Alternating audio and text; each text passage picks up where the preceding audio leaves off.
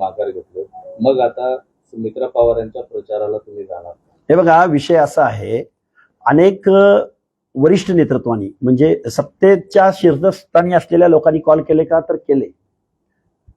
अनेक मान्यवर मंडळींनी कॉल केले का, तर केले. पण ज्यावेळी सुनेत्राताई पवारांचा विचारांची लढाई आहे का, आहे. आम्ही असमाधानी आहोत का, आहोत. आम्हाला डावललं जातंय का, डावललं जातंय. ओबीसीचं आरक्षण संपलंय का, संपलंय. आम्हाला बजेट मिळत नाही का, नाही मिळत. आम्ही असमाधानी आहोत का, आहोत. आमचा सत्ताधाऱ्यांवरती रोष आहे का, आहे.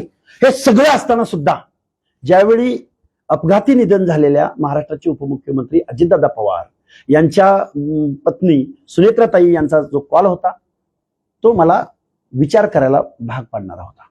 म्हणून मी कुठलाही विचार न करता मी डायरेक्ट त्यांना मी अर्ज भरणार नाही, ही माझी भूमिका घेतली. 8 दिवसापूर्वीच ते म्हणले होते की पवारांची का माणसाचं परिवर्तन होऊ शकत नाही? हे बघा, महाराष्ट्राच्या देशाच्या राजकारणामध्ये भूमिका बदलणारे पक्षाचे अलायन्स, वेगवेगळ्या विचार, काय महाराष्ट्राचं राजकारण, कोण कुणाबरोबर युती सांगू शकाल का तुम्ही? कोणता राष्ट्रवादी कुणाबरोबर आहे? कालच्या ज्या लोकल बॉडीच्या निवडणुका झाल्या, शिवसेनेची युती काँग्रेस बरोबर, काँग्रेसची युती शरद पवार गटाबरोबर, शरद पवार गटाची युती अजितदादा पवार गटाबरोबर, अजितदादा पवारांची युती भाजप बरोबर, भाजपाची युती एकनाथ शिंदे गटाबरोबर. सगळ्यांची युती होती, सगळ्यांची एकमेकाबरोबर. मी लिंक काढून दाखवतो. आचार विचार, अरे एक ओबीसी आंदोलक आहे, कुठल्याही पक्षाचा मी साधा सदस्य नाही. मी ज्यावेळी भूमिका मांडतो, माझ्या ओबीसीच्या प्रश्नावर लक्ष केंद्रित करायचा प्रयत्न करतो, त्यामध्ये जर एका महिला उपमुख्यमंत्र्यानं महाराष्ट्राच्या सर्वोच्च पदावर पहिल्यांदा एखाद्या महिलेला हे पद मिळालेलं आहे, त्या पदावरच्या एका महिला उपमुख्यमंत्र्याचा कॉल असेल आणि मी सकारात्मक प्रतिसाद दिला असेल, यात वावगा असायचं काय कारण आहे? हे काय चुकीचं केलंय मी?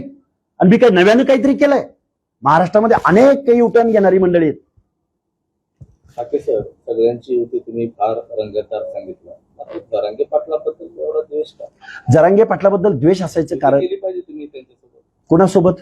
जरांगे पाटील यांच्यासोबत. फक्त त्यांचं, आमची एकच मागणी त्यांनी मान्य करायची की ओबीसी आरक्षणामध्ये आम्हाला जे पाहिजे ते ओबीसी मधूनच पाहिजे, ही मागणी त्यांनी मागं घ्यावी.